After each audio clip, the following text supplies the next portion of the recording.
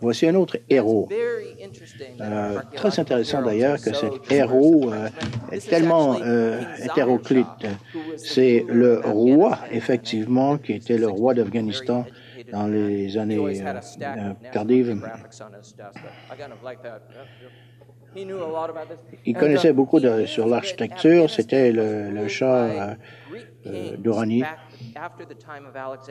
Et il suivait une grande lignée de rois, évidemment, depuis Alexandre le Grand.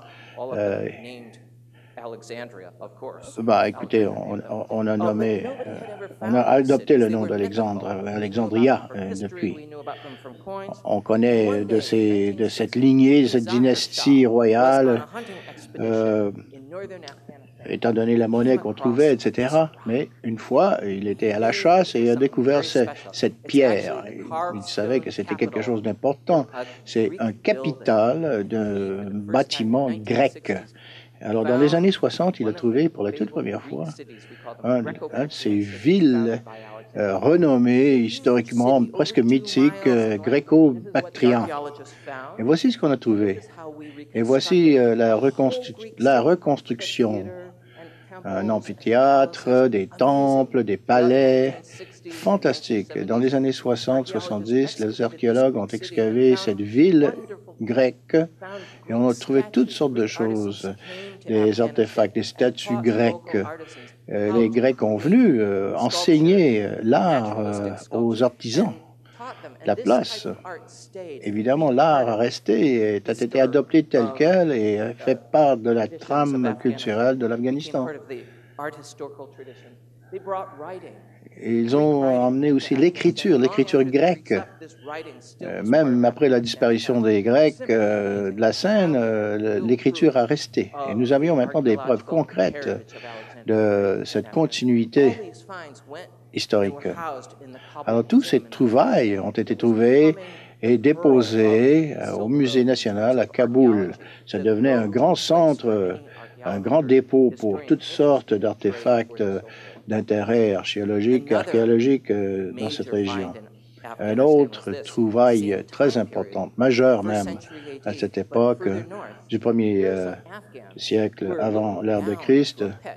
Voici des gens, des Afghans, qui regardent dans un trou creusé.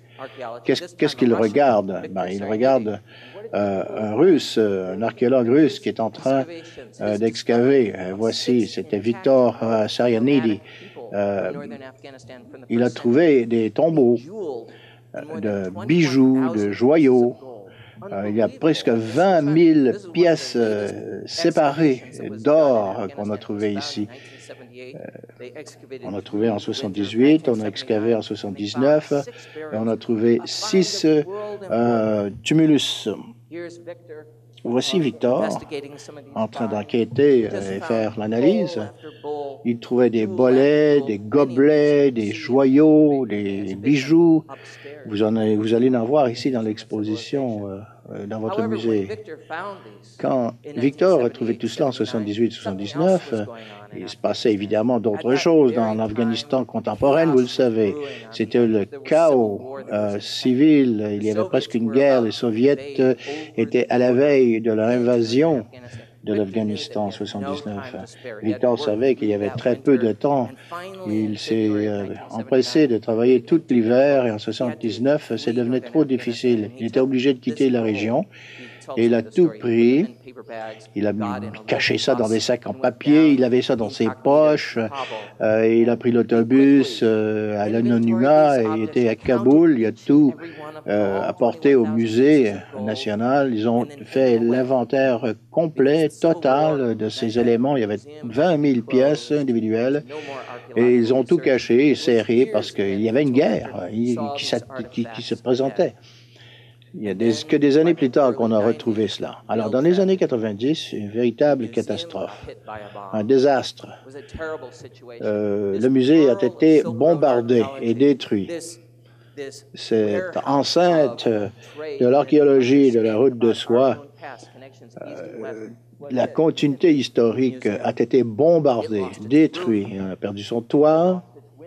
Les fenêtres ne sont plus là.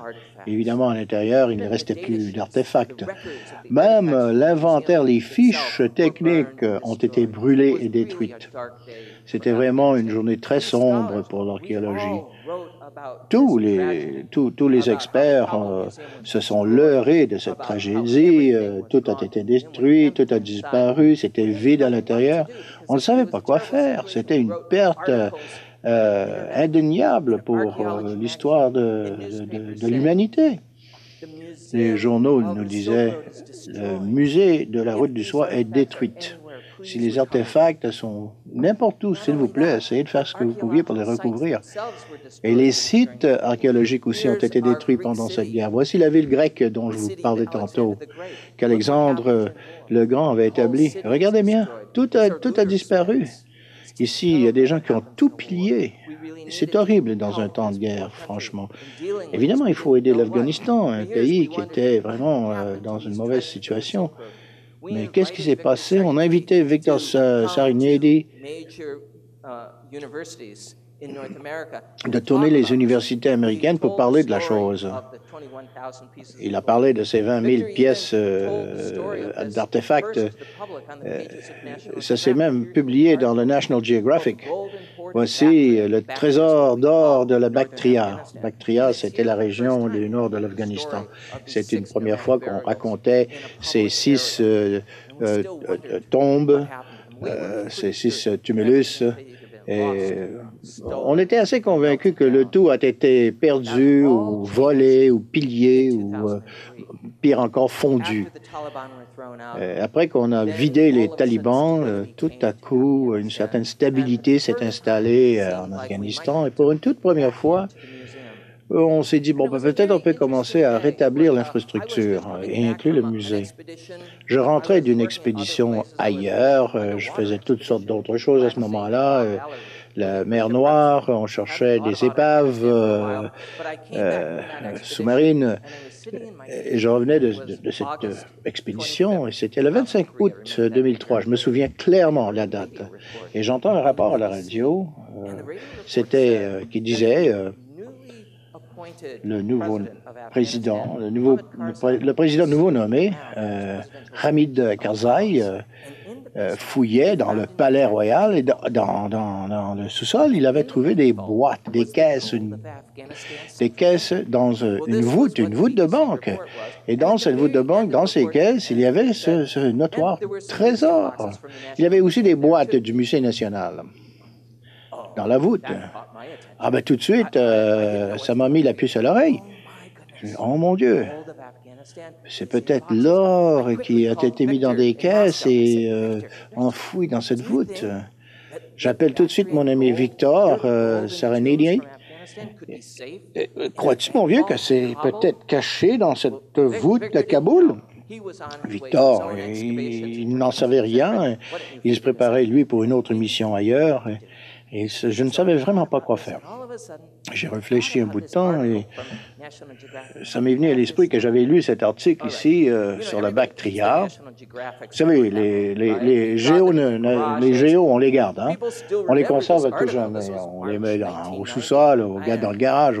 En tout cas, j'ai communiqué avec l'éditeur, le rédacteur, pardon, et peut-être on pourrait donner un autre article qui donne suite à celle-ci. Ce serait très bien si les artefacts sont perdus, quoi.